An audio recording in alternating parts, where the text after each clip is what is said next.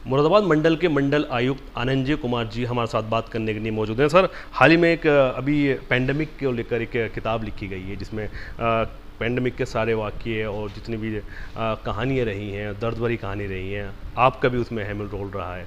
मुझे लगता है आप ही को लेकर वो जो किताब लिखी गई है, वो क्या क्या नाम है किताब का, और मैं चाहूँगा उसमें क्या क्या वाक़ये हैं। देखिए, किताब का नाम है पैंडेमिक इन रियासत। एक्चुअली जो ये लॉकडाउन के स्टेज की कहानी है, क्योंकि जो कोविड-19 था वो 2020 से लेके 2021 तक काफ़ी रहा और दूसरा फेज़ बहुत ख़राब भी रहा।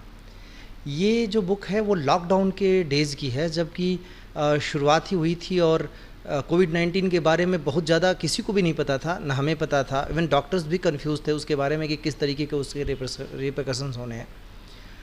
और लॉकडाउन के बारे में बहुत कुछ कहा गया है, बहुत सारे लोगों ने कहा है लॉकडाउन का लोगों की ज़िंदगी पे क्या इम्पैक्ट पड़ा, लोगों ने क्या जो तकलीफ़ें झेली, हर एक चीज़ कही गई। लेकिन प्रशासनिक नज़रिए से अभी तक लॉकडाउन के बारे में कम कहा गया है। और प्रशासन उस समय क्या कर रहा था, क्योंकि अगर कोविड-19 सबके लिए नया था तो प्रशासन के लिए भी नया था। लॉकडाउन हमारे लिए भी ज़िंदगी में पहली बार था।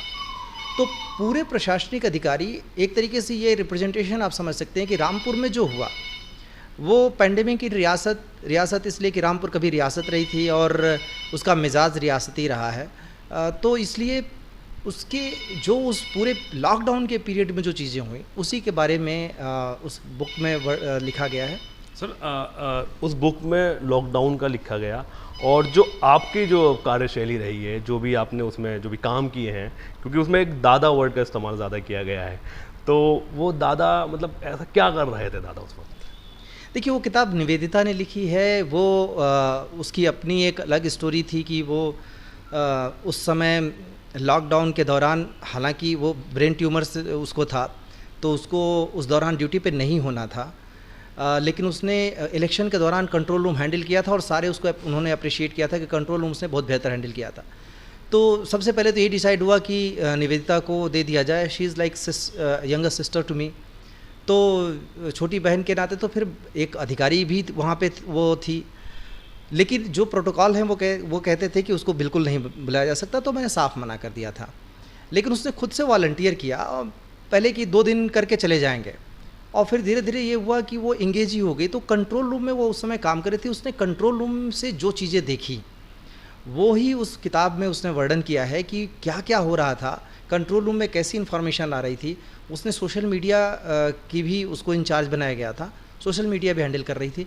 तो उसने उस दौरान जो इन्फ्लक्स आ रहे थे इन्फॉर्मेशंस के, लोगों की जो जितनी सारी तकलीफ़ें थी वो सारा शेयर हो रहा था, चाहे सोशल मीडिया पे हो चाहे कंट्रोल रूम में आ रहा हो। हमने कैसे उसको हैंडल किया, क्या क्या दुश्वारियां हमारे सामने थीं। कुछ ऐसी भी घटनाएं देखी होंगी आपने जिसको देखकर आंखें नम हो गई होंगी। हाँ, ये मेरे अपने अनुभव हैं। देखिए, वो उस किताब में, हालांकि ये किताब मेरे ही बारे में ज़्यादातर आपको दिखने को इसलिए मिलेगी क्योंकि लॉकडाउन के दौरान का अनुभव है, उसका अपना अनुभव है। लेकिन उसमें सेंट्रल फोकल बार बार मैं इसलिए आऊँगा क्योंकि लॉकडाउन को मैनेजमेंट हम ही कर रहे थे। उस वक्त के जिलाधिकारी भी आप ही थे? मैं जिलाधिकारी था और कंट्रोल रूम में सारी इन्फॉर्मेशंस, मेरा ये कंट्रोल रूम जब एस्टेब्लिश किया था तो ये मेरा मानना था कि कंट्रोल रूम सेंटर बनेगा सारी चीज़ों का। माननीय मुख्यमंत्री जी का भी निर्देश यही था। आपने देखा होगा बाद में ICCC आज भी काम कर रहा है। तो कंट्रोल रूम ही सब चीज़ों का हब होगा। तो मेरी भी जो चीज़ें जा रही थी वो कंट्रोल रूम में जा रही थी, कंट्रोल रूम से जो समस्या आ रही थी वो हमारे पास आ रही थी। इतने सारे वाक़यात हैं, इतनी सारी चीज़ें हैं उस दौर की।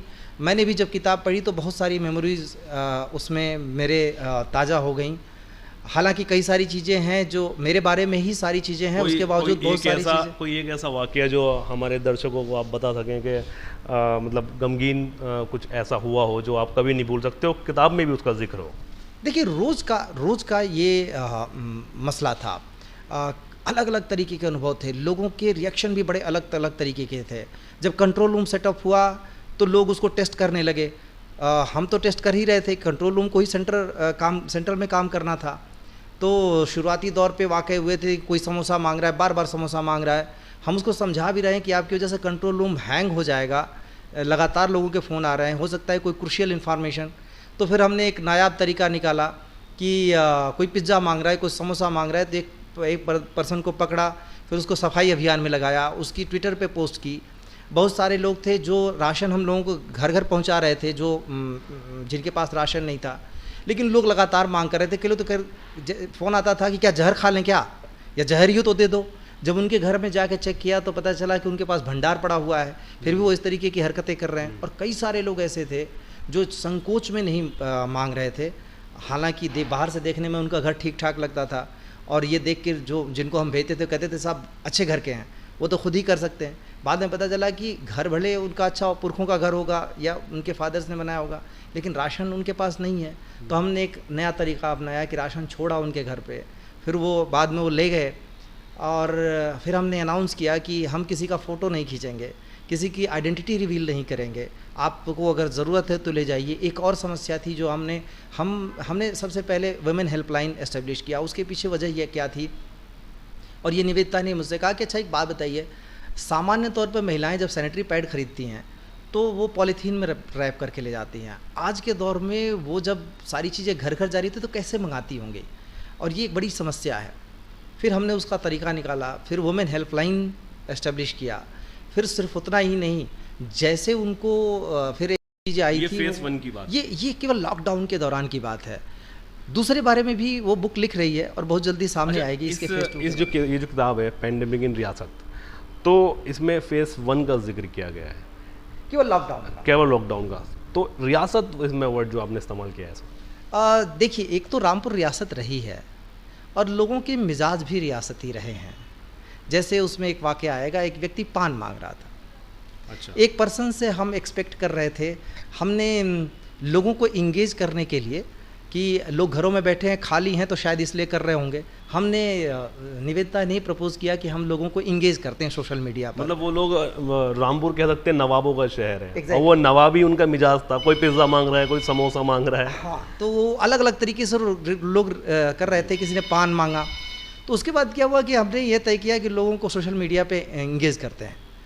उसने प्रपोजल रखा और मैंने कहा ठीक है। तो शुरुआती दौर में पेंटिंग, सॉन्ग, यही सब चल रहा था। फिर अचानक से मुझको एक वाक़या याद आया, मुझे किसी ने शेयर किया था, उसका वाक़या भी उसमें आएगा, कि मैंने कहा कि क्यों ना रामपुर के कल्चर को एक्सप्लोर करते हैं। तो मैंने उसको एक आइडिया दिया कि 2 भाइयों की कहानी है, यूनुस और याकूब की।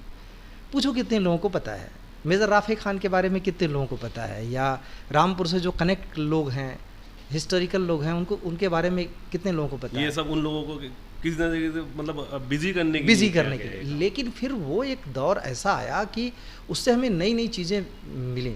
उसका एक मिजाज ये है कि वो हर एक चीज़ को वेरीफाई ज़रूर करती है।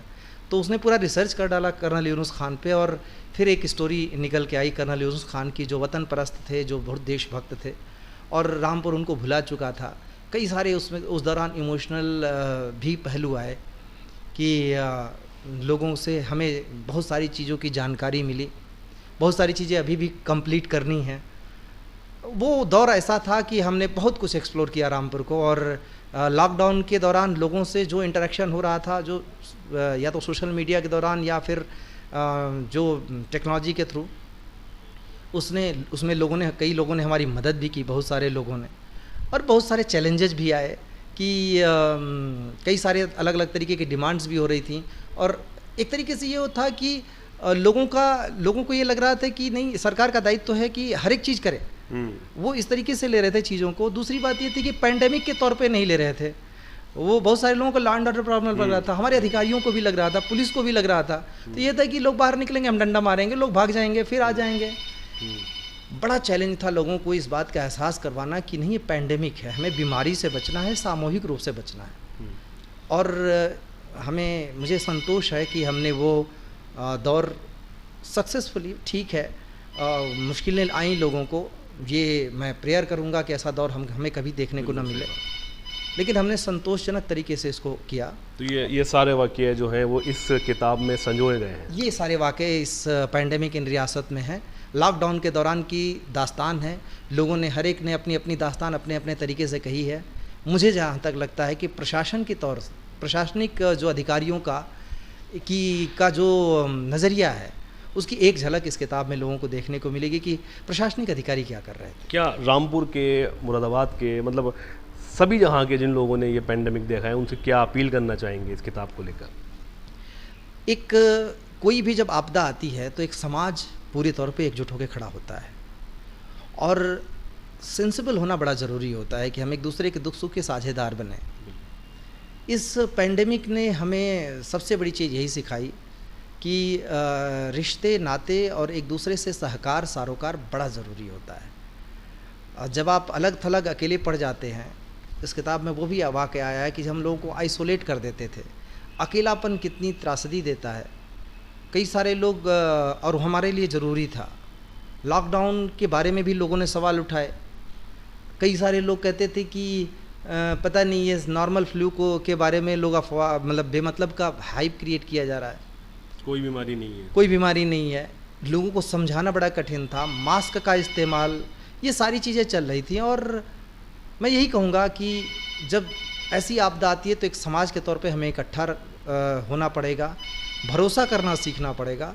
और सरकार जो करती है लोगों की बेहतरी के लिए करती है। सरकार के ऊपर लोगों का ट्रस्ट होना चाहिए। तब हम लड़े, हम निकल के आए और बेहतर तरीके से लड़के निकल के आ सकते थे। बिल्कुल, बहुत बहुत शुक्रिया भारत 24 से बात करने के लिए। तो ये थे हमारे साथ मुरादाबाद के मंडल आयुक्त आनंद कुमार जी, जिन्होंने किताब जो कि आई है अभी पैंडेमिक इन रियासत, उसका जिक्र किया है और उसकी चर्चा की है। मुरादाबाद से भारत 24 के लिए अब्दुल्ला फारूक।